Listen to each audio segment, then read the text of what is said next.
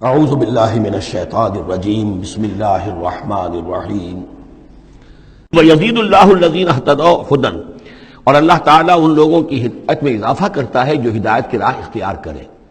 اللہ بڑھاتا ہے ان لوگوں کو ہدایت میں کہ جنہوں نے ہدایت اختیار کی۔ وَالْبَاقِيَاتُ الصَّالِحَاتُ خَيْرٌ عِندَ رَبِّكَ ثَوَابٌ وَخَيْرٌ مَرَدًّا، اور یقیناً نیک باقی رہنے والے تو وہ نیک عمل ہے۔ یہ مال و دولت باقی رہنے والا نہیں ہے، یہ تو یہیں کی شے یہیں رہ جائے گی۔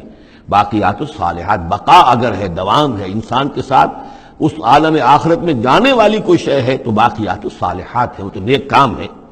خیر عند ربک ثوابا، وہ یقیناً تیرے رب کے نزدیک بہت بہتر ہیں بدلے کے اعتبار سے بھی، وخیر مردا، اور اس اعتبار سے بھی کہ لوٹ کر جایا جائے ان کے پاس۔ جب ہم وہاں پہنچیں گے ہمیں اپنے اعمال جو ہے وہاں منتظر ملیں گے، ان کی جزا، بلکہ یہ کہ کہا جائے گا یہ تمہارے اعمال ہی ہیں، ان کی شکل بدل گئی ہے۔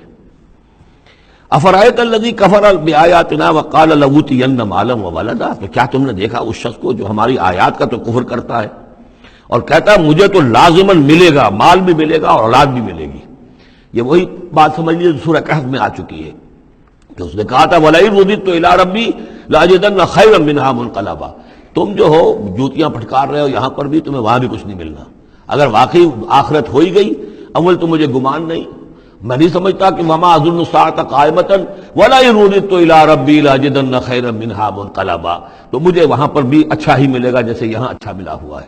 وہی اسی طرح یہ ہے کہ ان کا ہمیں تو وہاں پر بھی ملے گا، آخرت میں بھی بہت سا مال بھی ملے گا، اولاد بھی ملے گی۔ اطلاع الغیب، یہ دنیا بھی مراد ہو سکتی ہے لیکن میرے نزدیک آخرت ہی مراد ہے۔ اطلاع الغیب، کیا وہ غیب پر مطلع ہو چکا ہے، اس نے جھانک کر دیکھ لیا ہے غیب کو؟ ام اتخذ عند الرحمن عہدا، یا وہ کوئی رحمان سے عہد لے چکا ہے، پکا قول و قرار لے چکا ہے جس پر اس یقین سے کہہ رہا ہے کہ اسے تو مال بھی ملے گا اور اولاد بھی ملے گی۔ کلا، ہرگز نہیں۔ سنکتب ما یقول، جو کچھ یہ کہہ رہا ہے وہ ہم لکھ لیں گے تاکہ جواب دہی پوری کرنی پڑے کہ کیا کیا بکواس تم کیا کرتے تھے۔ وَنَمُدُّ لَهُ مِنَ الْعَذَابِ مَدًّا، اور پھر عذاب کے اندر ہم اس کے اضافہ کرتے چلے جائیں گے، عذاب کو اس کے لیے کھینچتے چلے جائیں گے۔ وَنَرِثُهُ مَا يَقُولُ، اور جو کچھ وہ کہہ رہا ہے اس کے وارث تو ہم ہوں گے، سارا مال دنیاوی سامان جو بھی کچھ ہے وہ تو ہماری وراثت میں آ جائے گا۔ وَيَأْتِينَا فَرْدًا، اور وہ جب آئے گا ہمارے سامنے ہماری عدالت میں پیش ہونے کے لیے تو ایک فرد کی حیثیت سے آئے گا، نہ اولاد ساتھ ہوگی، نہ مال، نہ خدم، نہ حشم، نہ قوم، نہ ہم نشین، نہ حاشیہ نشین، کوئی نہیں ہوگا۔ وَاتَّخَذُوا مِن دُونِ اللَّهِ آلِهَةً، انہوں نے اللہ کے سوا کچھ اختیار کر لیے ہیں اپنے معبود، لِيَكُونُوا لَهُمْ عِزًّا، تاکہ وہ ان کے مددگار بنے، ان کے لیے سہارا بنے، پشت پناہ بنے، اللہ کے ہاں انہیں کچھ چھڑا سکے عذاب سے۔ کلا، ہرگز نہیں۔ سَيَكْفُرُونَ بِعِبَادَتِهِمْ، وہ تو ان کی عبادت کا انکار کریں گے، جیسا کہ پہلے بھی آ چکا ہے، وہ فرشتے ہوں، اولیاء اللہ ہوں، انبیاء ہوں، حضرت عیسیٰ ہوں، شیخ عبد القادر جیلانی ہوں، کوئی بھی ہو، ان کا تو مانگو تو کفر کرے گا، تم کیا کہہ رہے ہو، ہمیں تو معلوم بھی نہیں تھا کہ تم ہم سے دعائیں کرتے رہے اور ہمیں سمجھتے رہے کہ ہم تمہیں چھڑا لیں گے۔ سَيَكْفُرُونَ بِعِبَادَتِهِمْ، وہ انکار کریں گے ان کی عبادت کا۔ وَيَكُونُونَ عَلَيْهِمْ ضِدًّا، اور وہاں ان کے مخالف ہوں گے، انہیں وہاں پر پروسیکیوٹ کروائیں گے۔ أَلَمْ تَرَ أَنَّا أَرْسَلْنَا الشَّيَاطِينَ عَلَى الْكَافِرِينَ تَعُزُّهُمْ عَزًّا، کیا تم نے دیکھا نہیں کہ ہم کافروں پر شیاطین کو بھیجتے رہتے ہیں، یعنی یہ کہ یہ شیاطین جن جو ہیں یہ ان پہ حملہ آور ہوتے رہتے ہیں اور انہیں خوب ابھارتے رہتے ہیں گناہوں کے اوپر، اور انہیں اور سرکشی کے اوپر آمادہ کرتے رہتے ہیں۔ وجہ کیا ہے کہ خود انہوں نے شیطان کی رفاقت کو اختیار کی ہے۔ فلا تعجل علیہم، اب یہ مضمون یہاں دوسری مرتبہ آ گیا، عجلت نہیں، فلا تعجل علیہم۔ ایک تو فرمایا قرآن مجید کے ضمن میں عجلت نہ کیجیے، اس کی جو بھی تنزیل ہے وہ اللہ تعالیٰ کی حکمت کے تحت جو اس میں تدریج ہے اسی کو آپ سمجھیے کہ خیر اسی میں ہے، آپ کا شوق اپنی جگہ ہے، لیکن یہ کہ ایک دوسری بات فلا تعجل علیہم، ان کے بارے میں بھی آپ جلدی نہ کیجیے۔ ایسا نہ ہو کہ آپ کے دل میں یہ خیال آئے کہ اب ان کفار مکہ کی رسی جو ہے مزید دراز نہیں ہونی چاہیے، اب ان کو پکڑ لیا جانا چاہیے، انہوں نے حد کر دی ہے۔ جس طریقے سے کہ حضور کو زج کیے ہوئے تھے وہ ہم دیکھتے چلے آ رہے ہیں سورہ انعام سے، لیکن اے نبی جلدی نہ کیجیے۔ فلا تعجل علیہم، ان کی مخالفت، علی یہاں پر آ رہا ہے، فلا تعجل علیہم انما نعد لهم عدا، ہم ان کی پوری گنتی کر رہے ہیں، ایک ایک عمل ان کا لکھا جا رہا ہے، ہر چیز کا ان کو جواب دہی کرنی ہوگی، ہر چیز کی ان کو سزا مل جائے گی، لیکن یہ کہ ہمارے ہر کام کے اندر جو بھی فطری تدریج ہے، اس کی جو توقیت ہے، اس کا جو نظام ہم نے بنا رکھا ہے وہ اسی کے مطابق ہوگا۔ یوم نحشر المتقین الی الرحمن وفدا، یاد کرو جس دن کی ہم جمع کریں گے اہل تقویٰ کو، وہ رحمان کی طرف آئیں گے مہمانوں کی صورت میں، جیسے مہمانوں کا استقبال ہوتا ہے، وفد آیا ہے۔ وَنَسُوقُ الْمُجْرِمِينَ إِلَىٰ جَهَنَّمَ وِرْدًا، اور جو مجرم ہیں انہیں ہم دھکیلیں گے، دھکے دیں گے، ہانک کر لے جائیں گے جہنم کی طرف، جیسے کہ کوئی پیاسے جانور جاتے ہیں گھاٹ کی طرف۔ لا يملكون الشفاعۃ الا من اتخذ عند الرحمن عہدا، کسی کے بھی کوئی شفاعت کام نہیں آئے گی سوائے اس کے کہ جس نے رحمان کے پاس اپنا ایک مقام حاصل کر لیا ہے۔ یعنی ایک شخص جو ہے بنیادی طور پر اللہ کے ساتھ اس نے اپنا عہد نبھایا ہو، اللہ کی بندگی کر رہا ہو، کوئی خطائیں ہو گئی ہیں، کوئی غلطیاں ہو گئی ہیں، جیسے کوئی پھسل جاتا ہے، کوئی کمزور بھی ہوتا ہے انسان، ایسے لوگوں کے لیے تو شفاعت مفید ہو سکتی ہے۔ لیکن جو سرے سے اس عہد کی خلاف ورزی کر رہے ہو، جو بجائے مشرق کے ان کا رخی مغرب کی طرف ہو، بجائے کعبے کے ان کا رخی جو ہے کسی اور شے کی طرف ہو، تو ظاہر بات ہے کہ ان کے لیے شفاعت نہیں ہے۔ وقالوا اتخذ الرحمن ولدا، اور انہوں نے ایک اور عقیدہ گھڑ لیا ہے کہ رحمان نے اپنے لیے اولاد اختیار کی ہے۔ لقد جئتم شیئا ادا، دیکھو تم نے یہ بہت بڑی بھاری بات کہی ہے، یہ بہت بڑی گستاخی ہے اللہ کی جناب میں۔ اور کتنی بھاری گستاخی ہے ذرا نوٹ کیجئے الفاظ، تکاد السماوات یتفطرن منہ، قریب ہے کہ آسمان پھٹ پڑے تمہاری اس گستاخی پر، وتنشق الارض، اور قریب ہے کہ زمین شق ہو جائے، وتخر الجبال حدا، اور یہ پہاڑ جو ہے دھماکے کے ساتھ گر پڑے، ان دعوا للرحمن ولدا، کہ انہوں نے رحمان کے لیے بیٹا قرار دیا، بیٹی قرار دی۔ مشرکین عرب نے فرشتوں کو خدا کی بیٹیاں بنا دیا، عیسائیوں نے حضرت مسیح کو خدا کا بیٹا بنا دیا، اور یہودیوں نے عزیر کو خدا کا بیٹا بنا دیا۔ ان دعوا للرحمن ولدا وما ينبغي للرحمن ان يتخذ ولدا، رحمان کے تو یہ شایان شان ہی نہیں ہے کہ وہ کسی کو اولاد بنائے۔ یہ اس کی وضاحت میں کر چکا ہوں کہ اولاد کی ضرورت اس کو ہوتی ہے جو خود فانی ہو۔ ہمیں معلوم ہے ہم مر جائیں گے، ہمارا نام و نشان مٹ جائے گا، اولاد کے ذریعے سے ہمارا نام زندہ رہے گا۔ یہ اصل میں ایک اپنے ہی تسلسل انسان سمجھتا ہے کہ میری ہستی کا تسلسل ہے، میری اولاد گویا کہ میرا اپنی بقا کی ایک شکل ہے۔ اس لیے کہ یہ انسان کے اندر ہے۔ مجھے یاد ہے جب ہم پڑھتے تھے کالج میں تو الفا ایک کمپنی ہوتی تھی لاہور میں جو فائل کورز وغیرہ بناتی تھی نوٹ بکس کے، تو اس میں پیرامڈز کے عنوان سے جو بہترین الفاظ لکھے ہوئے تھے اب بھی مجھے یاد ہیں، still and resolute, calm and self-possessed, still and resolute. The pyramids echo unto eternity, the defiant cry of man's will to survive and conquer the storms of time. کہ یہ جو ان لوگوں نے فرائضہ نے اتنے بڑے بڑے پیرامڈز بنا دی، کائے کے لیے بنا دیے؟ تاکہ ہمارا نام رہے، ہم تو نہیں ہوں گے، نام رہے گا۔ تو گویا کہ انسان کے اندر ایک خواہش ہے بقا کی، وہ اپنا دوام چاہتا ہے۔ یہ اسے پتا ہے کہ میری ذاتی طور پر تو میرا دوام ہے، تو میں کوئی عمارت بنا دوں، میرا نام جو ہے اس کے حوالے سے دنیا کے اندر رہے۔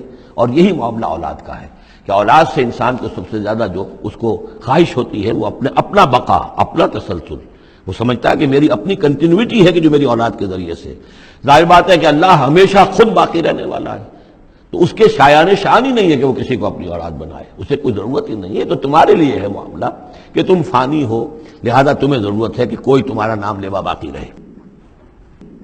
وما ينبغي للرحمن ان يتخذ ولدا ان كل من في السماوات والارض الا آتي الرحمن عبدا، نہیں ہے کوئی بھی آسمانوں اور زمین میں کوئی بھی مگر یہ کہ وہ حاضر ہوگا رحمان کی عدالت میں بندے کی حیثیت سے، کسے باشد،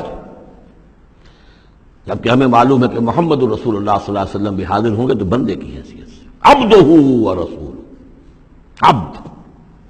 اور حضور فرماتے ہیں کہ اس روز میدان حشر میں لواء الحمد بیدی، میرے ہاتھ میں ہوگا حمد کا جھنڈا، اور اس روز جو میں حمد کروں گا اللہ کی وہ آج نہیں کر سکتا۔ اللہ تعالیٰ کی حمد بیان کریں گے محمد رسول اللہ عدالت خداوندی میں کھڑے ہو کر۔ تو معلوم یہ ہوگا کہ جو بھی آئے گا بندہ بن کر آئے گا، وہ عیسیٰ ہو یا عیسیٰ ابن مریم انت قلت للناس اتخذونی وامی الہین من دون اللہ، یہ سوال کیا جائے گا کہ نہیں؟ تو فرمایا کہ ان کل من فی السماوات والارض، یقیناً کوئی نہیں ہے آسمانوں اور زمین میں، الا آتی الرحمن عبدا، مگر وہ رحمان کی خدمت میں آئے گا، حاضر ہوگا بندے کی حیثیت سے۔ لقد احصاہم، اس نے ان سب کی گنتی کی ہوئی ہے، ان کا پورا احاطہ کیا ہوا ہے، کوئی چھپ نہیں رہے گا، کہیں بچ کر نہیں رہ جائے گا۔ وعدہم عدا، اور ہم نے پوری گنتی رکھی ہوئی ہے۔ وَكُلُّهُمْ آتی ہے یوم القیامت فردا، اور قیامت کے دن یہ سب کے سب آئیں گے تو ایک فرد کی حیثیت سے، انڈیویجول کیپیسٹی میں محاسبہ ہوگا۔ نہ ماں باپ ساتھ ہوں گے کوئی شفاعت کرنے کے لیے، کوئی گڑ گڑانے کے لیے، نہ اولاد ہوگی، نہ شوہر کے ساتھ جوری ہوگی، نہ جورو کے ساتھ شوہر ہوگا، کچھ نہیں۔ ہر ایک شخص نفسی نفسی، اپنی جان۔ وَكُلُّهُمْ آتی ہے یوم القیامت فردا، میری جو کتاب ہے سابقہ اور موجودہ مسلمان امتوں کا ماضی، حال اور مستقبل، اس میں ایک چیپٹر ہے قرآن کا قانون عذاب، کہ عذاب جو قوموں کے اوپر آتا ہے وہ دنیا میں آتا ہے، آخرت کا عذاب جو ہے وہ افراد کے لیے، محاسبہ اجتماعی جو ہوتا ہے وہ اللہ کا دنیا میں ہوتا ہے، لیکن آخرت کا حساب وہ جو ہے محاسبہ انفرادی ہے۔ ان الذین آمنوا وعملوا الصالحات سیجعل لهم الرحمن ودا، یقیناً جو لوگ ایمان لائے اور جنہوں نے نیک عمل کیا، ان قریب رحمان ان کے لیے محبت پیدا کر دے گا، یعنی لوگوں کے دلوں میں محبت ڈال دے گا۔ یہی ابو بکر ہوں گے جن کا نام کس تعظیم سے لوگ لیا کریں گے، کس محبت سے لیا کریں گے۔ یہی بلال ہوں گے جن کی جو تعظیم ہوگی، جن کی کتنی محبت کی جائے گی۔ ابھی ذرا وقت ہے، کٹھن ہے۔ سیجعل لهم الرحمن ودا، حدیث میں بھی آتا ہے کہ اللہ تعالیٰ جو ہے اپنے کسی بندے سے محبت کرتا ہے تو پہلے فرشتوں کو، جبرائیل سے کہا جاتا ہے کہ میں اپنے اس بندے سے محبت کرتا ہوں، اعلان کر دو۔ وہ فرشتوں میں اعلان کرتے ہیں، ان کے دل میں اس کی محبت ڈال دی جاتی ہے، پھر وہ عام دنیا میں اور لوگوں کے اندر اس کی ایک محبت ڈال دی جاتی ہے۔ فَإِنَّمَا يَسَّرْنَاهُ بِلِسَانِكَ، یہ آیت بڑی اہم ہے۔ تو ہم نے اس قرآن کو یسرنا ہو، اس کو قرآن کو آسان کر دیا ہے، بلسان کا، آپ کی زبان پر یا آپ کی زبان کے ساتھ، یعنی عربی زبان میں۔ یہ بہت آسان ہے، بہت ہی ستھری زبان ہے، سادہ زبان ہے، جس کو ہم کہتے ہیں کہ سہل ممتنع، اس کے اندر ثقالت نہیں ہے، بوجھل پن کا نہیں ہے، بہت بھاری بھرکم الفاظ کہیں کہیں شاذ آئے ہیں، ورنہ عام طور پر قرآن مجید جو بڑی سلیس زبان میں ہے۔ انما یسرناہ لسانک، بلسانک لتبشر بہ المتقین، تاکہ آپ بشارت دیں اس کے ذریعے سے متقیوں کو، وتنذر بہ قوما لدا، اور اس کے ذریعے سے انذار فرمائے۔ یعنی آپ کی دعوت کا مرکز و محور اور آپ کا آلہ جو ہے، آلہ دعوت، آلہ انقلاب، وہ قرآن مجید ہے۔ انذار کیجئے قرآن کے ذریعے، تبشیر کیجئے قرآن کے ذریعے، تذکیر کیجئے قرآن کے ذریعے۔ فذکر بالقرآن من یخاف وعید، تذکیر ہو، واعظ ہو قرآن کے ذریعے۔ یا ایھا الناس قد جاءتکم موعظۃ من ربکم، اس سے بڑا واعظ اور کوئی نہیں۔ تزکیہ نفس و قرآن کے ذریعے سے، شفاء لما فی الصدور یہ ہے، سورہ یونس میں بھی آ چکا، سورہ بنی اسرائیل میں بھی آ چکا، وَنُنَزِّلُ مِنَ الْقُرْآنِ مَا هُوَ شِفَاءٌ وَرَحْمَةٌ لِّلْمُؤْمِنِينَ۔ تو قرآن مجید ہی در حقیقت دعوت اور تربیت کا اور تعلیم کا گویا کہ اس کا محور ہے، مرکز و محور۔